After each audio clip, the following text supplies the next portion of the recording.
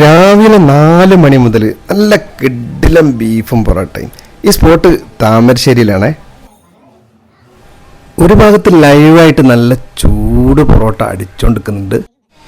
വെള്ളപ്പം ഇടിയപ്പം ഒക്കെ ഉണ്ട്. പിന്നെ നല്ല ആവി പറക്കണ പുട്ട് ഇവിടെ റെഡി ആയിക്കൊണ്ടിരിക്കുന്നുണ്ട് കേട്ടോ. അതുപോലെ ബീഫ്, കുഴിപ്പാട്സ് തുടങ്ങിയിട്ടുള്ള കറികളൊക്കെ അത് അടുപ്പത്ത് റെഡിയാണ്.